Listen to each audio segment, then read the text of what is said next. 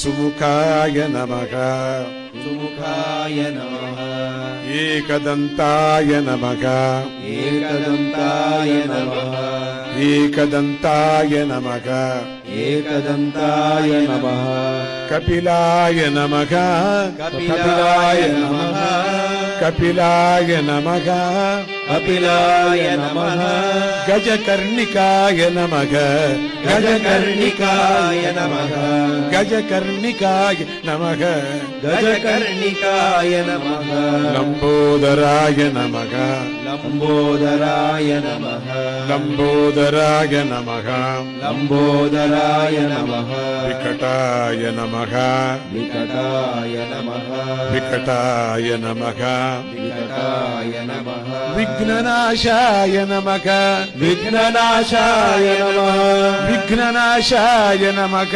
విఘ్ననాశాయ నమః గణాధిపాయ నమః గణాధిపాయ నమః గణాధిపాయ నమః గణాధిపాయ నమః ధూమ్రకేతువే నమః ధూమ్రకేతవే నమః ధూమ్రకేతవే నమః ధూమ్రకేతవే నమః గణాధ్యక్షాయ నమః గణాధ్యక్షాయ నమః గణాధ్యక్షాయ నమః గణాధ్యక్షాయ నమః బాలచంద్రాయ నమః బాలచంద్రాయ నమః బాలచంద్రాయ నమః బాలచంద్రాయ నమః గజాననాయ నమః గజాననాయ నమః గజాననాయ నమః గజాననాయ నమః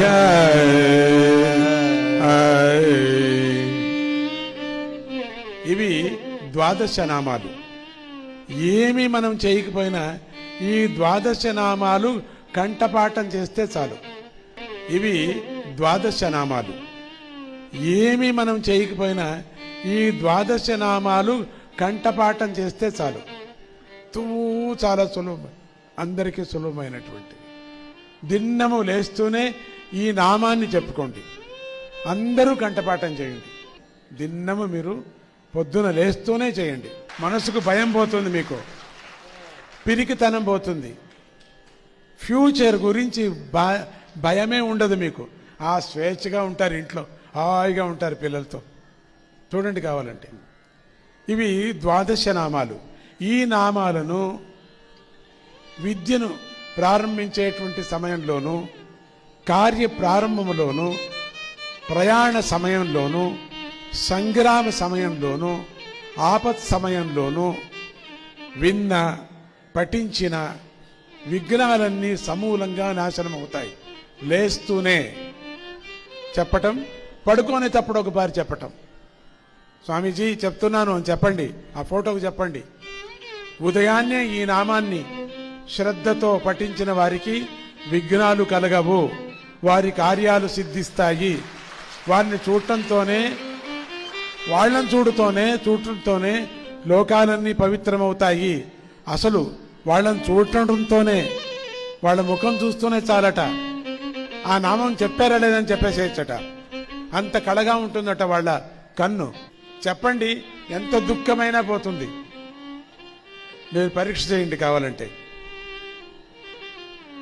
మంచిది మీకు. మిమ్మల్ని మీరే చేసుకోండి పరీక్ష, ఎవరిని చేయాల్సిన పని లేదు. అయిన తర్వాత అత్యంత సులభమైనటువంటిది, అందరికీ తెలిసినటువంటిది మంత్రాన్ని చెప్పండి. శుక్లాంబరధరం దేవం శుక్లాంబరధరం దేవం శశివర్ణం చతుర్భుజం శశివర్ణం చతుర్భుజం శుక్లాంబరధరం దేవం శుక్లాంబరధరం దేవం శశివర్ణం చతుర్భుజం శశివర్ణం చతుర్భుజం ప్రసన్నవదనం ధ్యాయేత్ ప్రసన్నవదనం ధ్యాయేత్ ప్రసన్నవదనం ధ్యాయేత్ ప్రసన్నవదనం ధ్యాయేత్ సర్వ విఘ్నోపశాంతయే సర్వ విఘ్నోపశాంతయే సర్వ విఘ్నోపశాంతయే సర్వ విఘ్నోపశాంతయే. ఇది కూడా చెప్పుకోండి. ఇది ఎట్లా అందరికీ వచ్చు, ఇంచుమించు అందరికీ వచ్చు అని వ్యాస మహర్షికి బ్రహ్మదేవుడు ఉపదేశించాడు.